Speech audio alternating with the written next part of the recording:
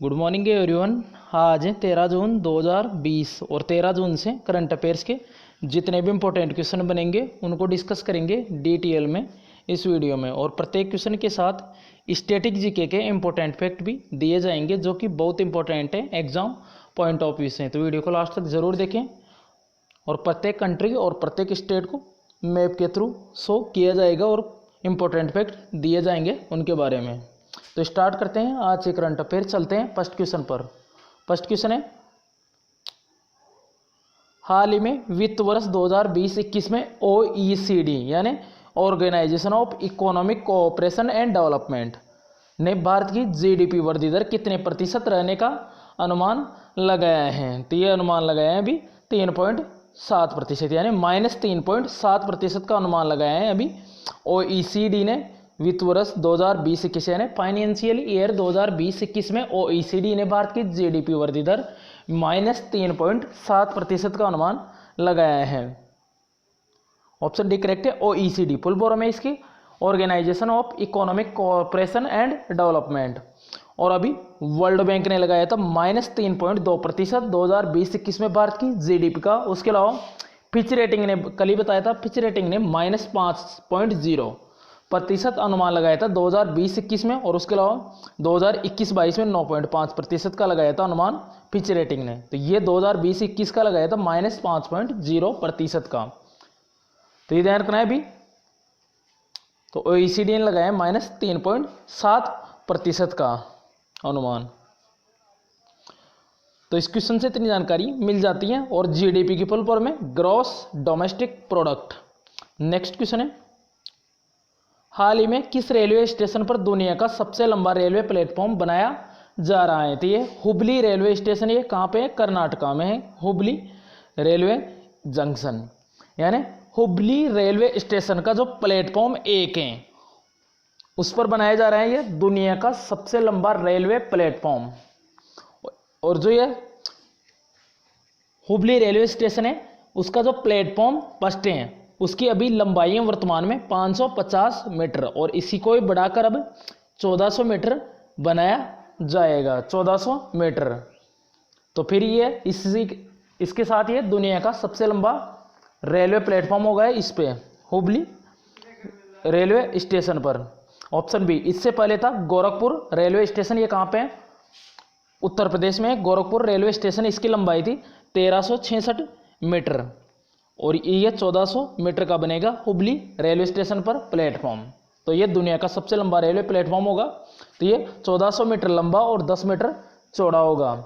उसके अलावा जो हुबली रेलवे स्टेशन है तो ये दक्षिण पश्चिम जोन का मुख्यालय है हुबली स्टेशन। उसके अलावा जो गोरखपुर रेलवे स्टेशन है ये उत्तरी पूर्वी रेलवे जोन का मुख्यालय है। तो दक्षिण पश्चिम जोन का मुख्यालय है हुबली रेलवे स्टेशन। और भारत में वर्तमान में 18 जोन है रेलवे के। चलते हैं नेक्स्ट क्वेश्चन पर और बात करें रेलवे बोर्ड के वर्तमान में अध्यक्ष विनोद कुमार यादव। उसके अलावा रेल मंत्री हैं पीयूष गोयल और स्वतंत्र भारत के पहले रेल मंत्री हैं जॉन मथाई। नेक्स्ट क्वेश्चन है, हाल ही में बाल मजदूरी के खिलाफ विश्व दिवस कब मनाए गए हैं, यानी international day against labour child. तो ये मनाए गए हैं अभी 12 जून को। तो 12 जून को world day against child labour, तो बाल मजदूरी के खिलाफ विश्व दिवस। तो ये मनाया जाता है 12 जून को। तो ये दिवस क्यों मनाया जाता है, तो बाल मजदूरी के खिलाफ दुनिया भर में आंदोलन को बढ़ावा देने के लिए मनाया जाता है हर साल 12 जून को world day against labour child यानी चाइल्ड लेबर। और इस बार की इसकी थीम याद रखना है। और 1 मई को मनाया गया था अभी अंतर्राष्ट्रीय श्रम दिवस। इसे मनाता कौन है, ILO यानी इंटरनेशनल लेबर ऑर्गेनाइजेशन इसे मनाती है इस दिवस को। ILO स्थापना हुई थी 1919 में हुई थी ILO की स्थापना। इसका हेडक्वार्टर है जिनेवा स्विट्जरलैंड में और इसके अध्यक्ष हैं गाई राइडर। और इसमें 187 देश हैं ILO में। और इस बार की इसकी थीम याद रखना है, बाल मजदूरी के खिलाफ विश्व दिवस की थीम है protect children from child labour now more than ever.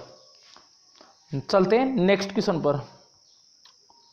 हाल ही में किसे फिलीपींस में भारत का राजदूत नियुक्त किया गया है, तो ये नियुक्त किया गया है शंभू एस कुमारन को। यही है शंभू एस कुमारन, और ये अभी तक मोरक्को में भारत के राजदूत थे, और अब इनको फिलीपींस में भारत का अगला राजदूत यानी अम्बेसडर नियुक्त किया गया है।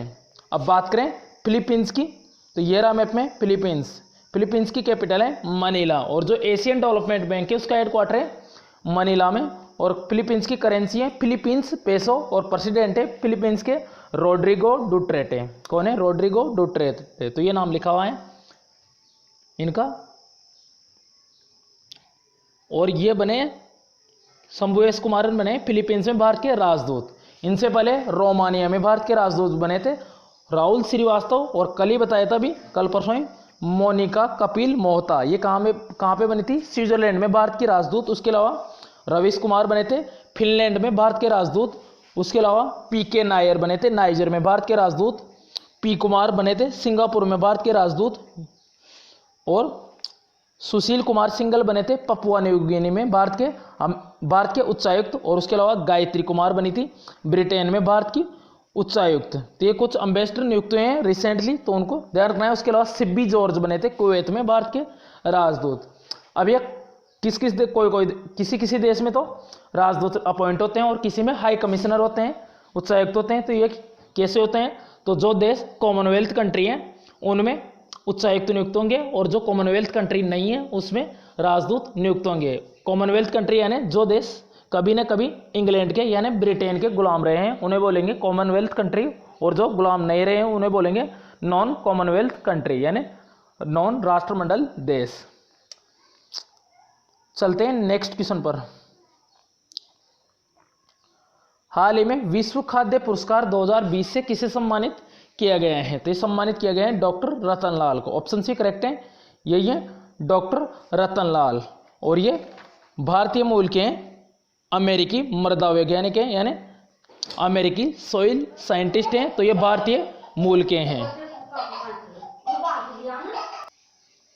तो डॉक्टर रतनलाल, इन्हीं को ये भी विश्व खाद्य पुरस्कार 2020 से सम्मानित किया गया है, और ये कृषि के क्षेत्र में नोबेल प्राइज के बराबर हैं ये विश्व खाद्य पुरस्कार। तो इनको मिट्टी की गुणवत्ता में सुधार के लिए मिला है ये अवार्ड। उसके अलावा ये अवार्ड पहली बार दिया गया था 1987 में MS स्वामीनाथन को, और भारत में हरित क्रांति का जनक कहा जाता है MS स्वामीनाथन को, यानी green revolution, the father of green revolution of India. तो इसे MS स्वामीनाथन को। उसके अलावा पूरे वर्ल्ड की बात करें तो पूरे वर्ल्ड में हरित क्रांति के जनक है नॉर्मल इवोलो। तो 1987 में पहली बार MS स्वामीनाथन को यह अवार्ड दिया गया था, विश्व खाद्य पुरस्कार 1987 में, और अभी दिए गए हैं डॉक्टर रतनलाल को। और जो नोबेल प्राइज इस बार का जो रेमन मैग्सेसे पुरस्कार 2020 है वो नहीं दिया जाएगा कोविड-19 की वजह से, यानी कोरोना वायरस की वजह से ये अवार्ड नहीं दिया जाएगा, और 2019 का दिया गया था। NDTV के पत्रकार है रवीश कुमार। और विश्व खाद्य दिवस की बात करें तो विश्व खाद्य दिवस मनाया गया था 16 अक्टूबर को। उसके अलावा विश्व खाद्य सुरक्षा दिवस मनाया गया था अभी 7 जून को। और अभी FSSAI यानी food safety and standard authority of India, इसके CEO बने थे अरुण सिंघल। और उसके अलावा अभी FSSAI ने फूड सेफ्टी इंडेक्स 2019-20 जारी किया था। उसमें बड़े राज्यों में गुजरात शीर्ष पे रहा था, और छोटे राज्यों में गोवा और केंद्र शासित प्रदेशों में चंडीगढ़ शीर्ष पे रहा था। उसके अलावा FSSAI का हेडक्वार्टर नई दिल्ली में स्थापना हुई थी इसकी 2011 में। नेक्स्ट क्वेश्चन है और यही है डॉक्टर रतनलाल। नेक्स्ट क्वेश्चन है, हाल ही में medal of the Order of Australia से किसे सम्मानित किया गया है? तो ये किया गया है शोभा शेखर को। ऑप्शन सी करेक्ट है, शोभा शेखर। तो इन्हीं को medal of the Order of Australia से सम्मानित किया गया है, शोभा शेखर। यही है शोभा शेखर, और इन्हीं को ही medal of the Order of Australia से सम्मानित किया गया है। अब इनको क्यों किया गया है? तो ऑस्ट्रेलिया में जो वैश्विक स्तर पर जो उत्कृष्ट योगदान दिया जाता है उनको यह अवार्ड दिया जाता है। और उसके अलावा ऑप्शन में उसके अलावा जो किरण मजुमदार को अभी बताया था EY world entrepreneur of the year 2020 मिला था, और ये इनको ऑस्ट्रेलिया का सर्वोच्च सम्मान भी मिला था किरण मजूमदार शो को।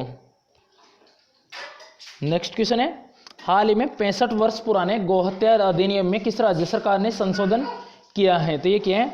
उत्तर प्रदेश गवर्नमेंट ने। ऑप्शन भी करेक्ट है। तो अभी उत्तर प्रदेश गवर्नमेंट ने 65 वर्ष पुराने जो गोहत्या अधिनियम है उनमें भी संशोधन किया है। अब यह संशोधन क्या किया गया है?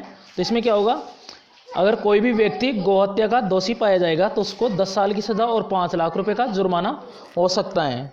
तो इसके तहत क्या होगा, नए अधिनियम संशोधन के तहत होगा, अगर कोई भी व्यक्ति गोहत्या दोषी पाया जाएगा तो उसे 10 साल की सजा और 5 लाख रुपए तक का जुर्माना हो सकता है। तो यही है गोहत्या अधिनियम संशोधन। उसके अलावा अभी कोविड-19 यानी कोरोना वायरस के लिए अभी उत्तर प्रदेश गवर्नमेंट ने ट्रूनट TRUNAT ट्रूनट मशीन का यूज किया था, जिससे कि कोविड-19 की टेस्टिंग तेजी से हो। ट्रूनट। नेक्स्ट क्वेश्चन है, बात करें अब यह संशोधन क्या है यूपी ने? तो ये रहा मैप में यूपी। कैपिटल है यूपी की लखनऊ, चीफ मिनिस्टर हैं योगी आदित्यनाथ और गवर्नर है आनंदीबेन पटेल। उसके अलावा उत्तर प्रदेश में दुधवा नेशनल पार्क और चंद्रप्रभा वाइल्ड लाइफ सेंचुरी, तो ये यूपी में, ध्यान रखें। उसके अलावा नेक्स्ट क्वेश्चन है, हाल ही में जगन्नाथ चेदुड़ू योजना किस राज्य के मुख्यमंत्री ने शुरू की है? तो ये शुरू की है आंध्र प्रदेश के मुख्यमंत्री हैं जगनमोहन रेड्डी, और इन्होंने ये जगन्नाथ चेदुड़ू योजना शुरू की है। अब ये योजना है क्या? तो इसके अंतर्गत क्या होगा, जितने भी जो अभी जो कोविड-19 के कारण जो लोग अपनी आजीविका जुटाने में असमर्थ हैं, जो टेलर यानी टेलर, दर्जी, उसके अलावा नाई कटिंग करने वाले, और उसके अलावा जो वाशरमैन है कपड़े धोने वाले, तो उनके लिए ये योजना जगन्नाथ चेदुड़ू योजना। तो अभी कोविड-19 के कारण जो टेलर हैं, उसके अलावा जो वाशरमैन है, और उसके अलावा जो नाई हैं यानी कटिंग करने वाले हैं, उनको वित्तीय सहायता दी जाएगी। 10,000 रुपये दिए जाएंगे उनको वित्तीय सहायता के तौर पर। तो चीफ मिनिस्टर जगनमोहन रेड्डी हैं आंध्र प्रदेश की, इन्होंने इस योजना की शुरुआत की है। बात करें आंध्र प्रदेश की, तो ये रहा मैप में आंध्र प्रदेश, और ये भाषा के आधार पर गठित भारत का पहला राज्य है। 1953 में इसका गठन हुआ था। आंध्र प्रदेश की कैपिटल है हैदराबाद और प्रस्तावित कैपिटल है अमरावती। उसके अलावा चीफ मिनिस्टर हैं जगनमोहन रेड्डी और गवर्नर है आंध्र प्रदेश के विश्वभूषण हरिचंद्रन। उसके अलावा आंध्र प्रदेश में पापीकोंडा नेशनल पार्क और श्री वेंकटेश्वर नेशनल पार्क, तो ये कहाँ पे? दोनों है आंध्र प्रदेश में। नेक्स्ट क्वेश्चन है, हाल ही में किस राज्य ने करमभूमि पोर्टल लॉन्च किया है? तो लॉन्च किया है पश्चिम बंगाल गवर्नमेंट ने। तो अभी पश्चिम बंगाल गवर्नमेंट ने करमभूमि पोर्टल लॉन्च किया है, करमभूमि पोर्टल, और उसके अलावा नौकरी पोर्टल भी लॉन्च किया है पश्चिम बंगाल गवर्नमेंट ने। तो ध्यान रखना है, दोनों एक सेम ही है, करमभूमि पोर्टल और नौकरी पोर्टल, तो ये दोनों ही सेम है, एक जैसे ही है। तो इसमें क्या होगा, जो राज्य के जो IT प्रोफेशनल यानी इंफॉर्मेशन टेक्नोलॉजी IT प्रोफेशनल जो वापस राज्य में आए हैं, तो उनको जो राज्य की जो कंपनियां हैं उनसे जोड़ने के लिए है ये नौकरी पोर्टल और करमभूमि पोर्टल। तो ध्यान रखना है, ये पश्चिम बंगाल गवर्नमेंट ने लॉन्च किया है। तो जो IT क्षेत्र के जो लोग हैं जो वापस आए हैं, तो उनके लिए है ये पोर्टल, नौकरी पोर्टल और करमभूमि पोर्टल। तो ये पश्चिम बंगाल ने किए हैं। तो ये रहा मैप में पश्चिम बंगाल, कैपिटल है कोलकाता, और कोलकाता मेट्रो पहला मेट्रो का जो अंडर वाटर मेट्रो ट्रेन शुरू करने वाला पहला मेट्रो है कोलकाता मेट्रो। और जैसे जो हुगली नदी है कोलकाता, जिस नदी के किनारे है हुगली नदी के किनारे, तो उसके नीचे से जाएगी मेट्रो। तो पहला मेट्रो का Kolkata metro under water metro train शुरू करने वाला। उसके अलावा बात करें जो गंगा नदी है उसमें जो सिलिकॉन की मात्रा है वो सबसे ज़्यादा पश्चिम बंगाल में, ये ध्यान रखना है। पश्चिम बंगाल की चीफ मिनिस्टर हैं ममता बनर्जी और गवर्नर हैं जगदीप धनखड़। उसके अलावा 2 इंपॉर्टेंट नेशनल पार्क हैं पश्चिम बंगाल से, सुंदरवन नेशनल पार्क और बक्सा नेशनल पार्क। नेक्स्ट क्वेश्चन है, हाल ही में मानव संसाधन विकास मंत्रालय द्वारा जारी NIRF यानी national institute of ranking framework ranking में कौन सा विश्वविद्यालय यानी यूनिवर्सिटी शीर्ष पे रहा है? तो ये रहा है IIT मद्रास। तो अभी मानव संसाधन विकास मंत्रालय ने भी NIRF रैंकिंग जारी की है, तो इसमें टॉप पे रहा है IIT मद्रास। उसके अलावा सेकंड पे है IIT दिल्ली और थर्ड पे है IISc बेंगलोर। और अभी QS वर्ल्ड यूनिवर्सिटी रैंकिंग 2021 जारी की गई थी, उसमें भारत का शीर्ष पे रहा था आईआईटी बॉम्बे भारत में शीर्ष पे था और पूरे वर्ल्ड में 172वें स्थान पर था। और अमेरिका की मैसाचुसेट्स इंस्टीट्यूट ऑफ टेक्नोलॉजी ये शीर्ष पे रहा था। तो आईआईटी मद्रास, अभी ये मानव संसाधन विकास मंत्रालय ने रैंकिंग जारी की है, NIRF यानी national institute of ranking framework. तो इसमें आईआईटी मद्रास टॉप पे रहा है। और उसके अलावा अभी कुछ दिन पहले द हायर एजुकेशन, इसी ने भी रैंकिंग जारी की थी। तो उसमें अभी जारी की थी द हायर एजुकेशन ने भी। तो यह रैंकिंग जारी हुई थी, इसमें शीर्ष पे रहा था भारत में IISc बेंगलोर शीर्ष पे रहा था और पूरे वर्ल्ड में रहा था 36वें नंबर पर। तो ये भी ध्यान रखना है। और टॉप पे थी पेकिंग यूनिवर्सिटी। तो एशिया यूनिवर्सिटी रैंकिंग 2020 थी, द हायर एजुकेशन ने जारी की थी इस रैंकिंग को, ब्रिटिश एजेंसी है।